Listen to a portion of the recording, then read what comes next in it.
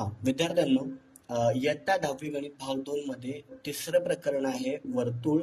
आणि ते एक महत्वाचं प्रकरण आहे. त्यावरती खूप सारे प्रश्न येतात आणि विद्यार्थ्यांना ते नेहमी अवघड जातं.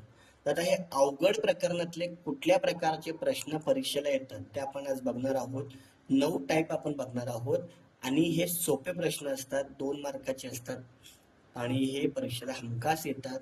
हे 9 टाईपचे प्रश्न जर तुम्ही केले तर वर्तुळातले हे मार्क तुम्हाला अवश्य मिळतील. तर बघूया कुठले कुठले प्रश्न असतात. तर पहिलं बघा, स्पर्शिका खंडाचं प्रमेय. आता हे ओळखायचं कसं, तर अशी आकृती असते बरोबर, आणि इथे कधी कधी हा पण भाग जोडलेला असतो. तर अशी आकृती दिसली की समजायची स्पर्शिका खंडाचं प्रमेय. आता हे प्रमेय काय सांगतं की जर हे दोन स्पर्शिका खंड आहेत तर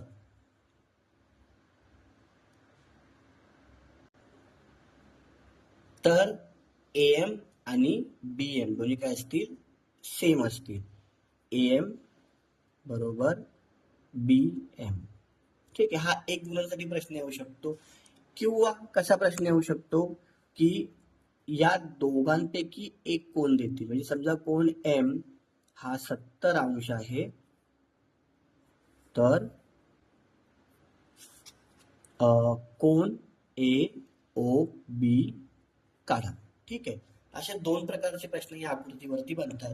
त्या 2 प्रकारचे ते प्रश्न येऊ शकतील. तर आपल्याला माहिती आहे हा 90चा कोण, हा 90चा कोण, म्हणजे हे झाले 180.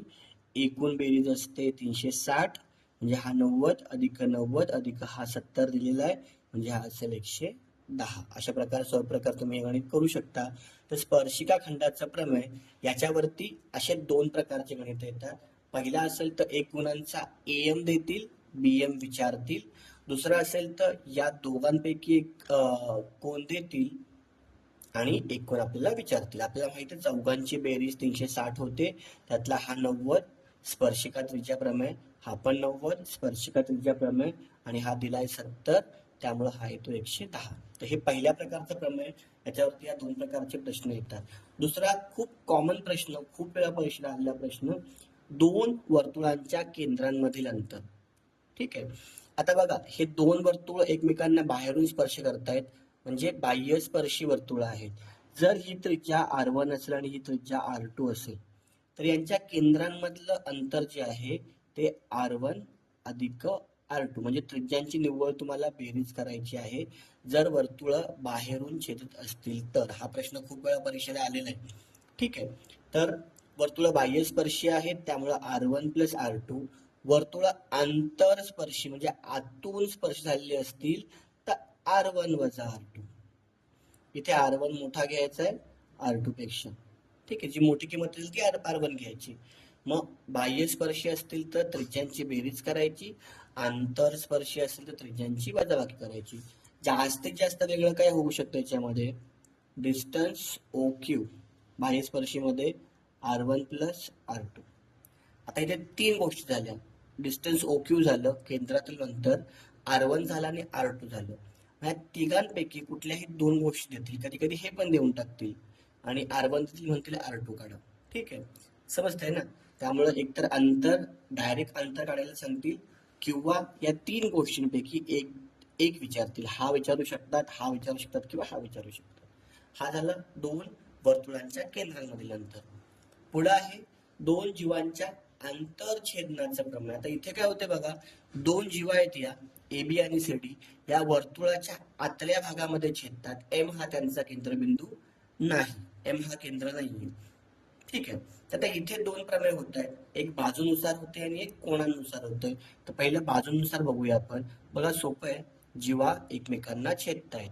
इथे आपल्याला घ्यायचं आहे AM गुणिले MB, AM गुणिले MB बरोबर CM गुणिले MD, CM गुणिले MD.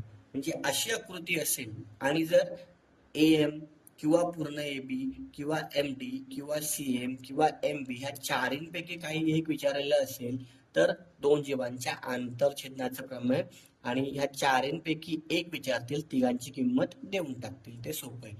आणि जर कोणाचं असेल तर बघा इथे कोण बनतो, तोच कोण इथे पण बनतो, कारण विरुद्ध कोण आहे.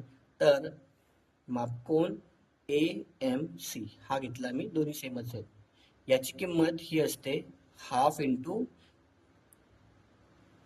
मेजर आर किंवा मापकांश AXC अधिक मापकांश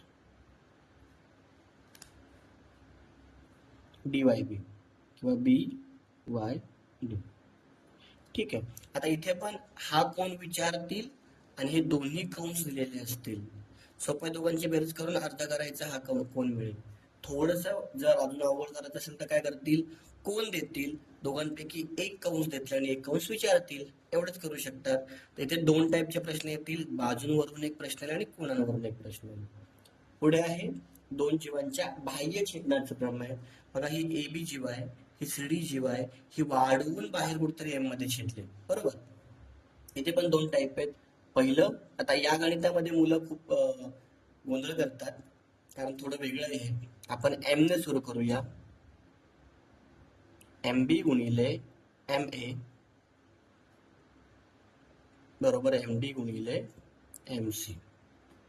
इथे बघा आपण सुरुवात M ने केली, MB आणि आपण BA नाही गेलो, आपण पुन्हा M कडे आलो, MA, MD आणि MC. म्हणजे हे तुम्हाला प्रॉपर लिहिता आलं पाहिजे आणि याच्यापैकी पण तीन किमती देतील, एक विचारतील. आणि कोण जर असेल तर मापकोन हा बाहेर जो M बनलाय तो M बरोबर 1/2 कंसात मापकांश AXC वजा मापकांश BYD. ठीक आहे. म्हणजे दोन्ही कंसांची वजाबाकी, मोठ्यातनं लहाना वजा करायचा आणि अर्धा करायचा. अशा प्रकारे इथे पण दोन प्रकारचे प्रश्न येतील, एक तो कोण विचारतील किंवा बाजू विचारतील. पुढे बघा पाचवा आहे स्पर्शिका छेदिका प्रमेय. आता आकृतीमध्ये बघा व्यवस्थित, इथे ही स्पर्शिका आहे, ए मध्ये स्पर्श करते आणि ही वर्तुळाला छेदून जाणारी रेषा आहे, छेदिका आहे. तर यांचं प्रमेय, आता इथे कोणांचं प्रमेय नाहीये, बाजूचं प्रमेय आपल्याला अभ्यासायचंय. तर इथे रिलेशन काय लागतंय, ही स्पर्शिका आहे ना, मग तिचा वर्ग AB चा वर्ग बरोबर BC गुणिले CD नाही BD, BC गुणिले BD. आता इथे ह्या तिघांपैकी दोन किमती देतील आणि एक किंमत तुम्हाला विचारतील. सोपं आहे. स्पर्शिका छेदिका प्रमेय, ही आकृती दिसली की स्पर्शिका छेदिका प्रमेय. ठीक आहे. त्यात वेगळं काय विचारणार नाहीत, असाच प्रश्न नॉर्मली इथे विचारतील. पुढे येऊया सहावं चक्रीय चौकोनाचं प्रमेय. खूप सोपं आहे. बघा ही आकृती आहे, वर्तुळ आणि चौकोनाचे चारी जे कोण आहेत ते वर्तुळावरती आहेत. इथे काय आपल्याला अर्थ माहितीये का, तीन कोण देतील. आपल्याला माहित आहे चक्रीय चौकोनाचे सम्मुख कोण जे आहेत म्हणजे कोण P आणि कोण R हे पूरक आहेत, म्हणजे बेरीज 180 अंश आहे. कोण Q आणि कोण S हे पण पूरक आहेत, बेरीज 180 अंश. मग सोपं आहे ना, हा कोण देतील, हा विचारतील, हा देतील, हा विचारतील, इतकंच आहे. किंवा तीन कोण देतील, चौथा विचारतील. तर आपल्याला माहिती पाहिजे की समोरासमोरील कोणांची बेरीज किती आहे, 180. त्यावरून आपण काढू शकतो. ठीक आहे. पुढं आंतरलिखित कोनाचं प्रमेय. आंतरलिखित कोनाचं प्रमेय आपल्याला माहिती आहे की आंतरलिखित कोनाचं माप हे आंतरखंडित कंसाच्या मापाच्या निम्म असतं. म्हणजेच मापकोन ABC बरोबर 1/2 गुणिले मापकांश AXC. हा आणि हा दोघांमधला संबंध. आता आपल्याला माहिती आहे की ABC जो आहे तो याच्या अर्धा आहे. ओके. मग ABC देतील, AXC विचारतील किंवा AXC देतील, ABC विचारतील. आता प्रश्न काय आला होता आमच्या शाळेच्या पेपरमध्ये की जर हा कोण हा असेल 62चा, तर याने अंतरखंडित केलेला हा कोण जिथे अंतर्लिखित आहे तो कंस काढा. म्हणजे कोण ABC 62 आहे तर कंस ABC ची किंमत काढा, असं आपल्याला विचारलेलं होतं. आता सोपं आहे. जर हा कोण 62 आहे तर पुढचा हा जो असेल ह्याच्या दुप्पट असेल, म्हणजे 124 असेल. आणि जर हा 124 आहे तर उरलेला 360 वजा 124 होईल. 236 काय जे असेल ते, बरोबर की नाही? मग असा प्रश्न जरा उलटून विचारला जातो. पण आकृती अशी दिसली की अंतर्लिखित कोणाचं प्रमेय.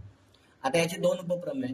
पहिले उपप्रमेय काय सांगतं की एकाच कंसात बघा, हा एकच कंस आहे, याच्यात अंतर्लिखित झालेले दोन्ही कंस एकरूप असतात, बरोबर?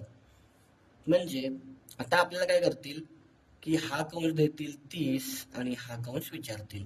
आपल्याला लक्षात ठेवायचं आहे की मापकंस पी क्यू आर बरोबर मापकंस पी एस आर. हा दिला की हा आपल्याला काढता आला पाहिजे आणि सोपं एका किंवा 2 मार्काला परीक्षेला येतो. आणि शेवटचं दुसरं उपप्रमेय बघा, हा व्यास दिलाय, याचा अर्थ हा वरचा अर्धवर्तुळ आहे आणि अर्धवर्तुळात आंतरलिखित कोन काटकोन असतो, बरोबर? मग इथे काय करतील, याच्याबद्दल काही सांगणारच नाहीत. कोन ए जर 30 अंश आहे तर कोन सी किती. आपल्याला माहिती पाहिजे की वरचा हा जो कोन आहे हा 90 आहे, हा 30 दिलाय म्हणजे हा 60 होईल. ठीक आहे.